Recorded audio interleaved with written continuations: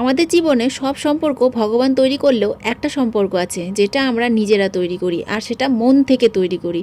আর সেই সম্পর্কের নাম হচ্ছে বন্ধুত্বের সম্পর্ক। আর এই বন্ধুত্বের সম্পর্কটা এমনই একটা সম্পর্ক যে সম্পর্কে না জাত দেখে, না ধর্ম দেখে, না তুমি বড়লোক, না তুমি গরিব, কোনো কিছুই দেখে না, শুধুমাত্র মনের মিল হলেই হয়ে গেল, ব্যাস। ঠিক তেমন আমাদের এই 4 বান্ধবীর সম্পর্ক। অবশ্য 4টে বান্ধবী এখানে নেই, এখানে মাছ আছে। যেহেতু দিনটা ছিল রবিবার, আর আজকের দিনটাই এনেছিল মাছ আমাদের বাড়িতে। আর আমাদের বাড়িতে রবিবারের দিন বেশিরভাগ মাংস হয়, কিন্তু সেই দিন খেতে ইচ্ছে করেছিল মাছ, তো মাছ নিয়ে আসা হয়েছিল, আর সমস্ত সবজি কিন্তু মাছ দিয়ে করা হয়েছে। যাই হোক, দুপুরবেলাতে খাওয়া দাওয়া করেছি। খাওয়া দাওয়া করে এই যে সুন্দর একটা ড্রেস পরে আমি এখন রেডি হয়ে গিয়েছি, যাবো একটু ঘুরতে। এখন প্রায় দুপুর 3টে মতন বাজছে, আর আমরা যেখানে যাব সেখানে আমাদেরকে 4টের মধ্যে পৌঁছাতে হবে। তো সুন্দর একটা ড্রেস পরে সাজুগুজু করে ছেলেকে নিয়ে আর ছেলের বাবাকে নিয়ে বেরিয়ে গেছি ঘুরতে। আর যাচ্ছে সঙ্গে বুলটি, সুদীপ্তা।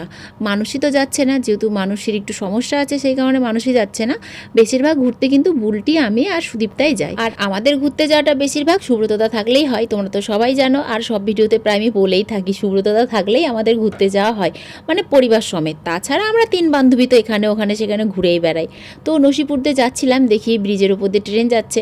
আর সত্যি বলতে নসিপুর ব্রিজের উপর দিয়ে যখন ট্রেন যায় না, খুব ভালো লাগে দেখতে। নতুন ব্রিজ তো, আর যেহেতু আমাদের এলাকাতেই তো। আজকে আমরা এসেছি এই যে জগৎ শেঠের বাড়িতে।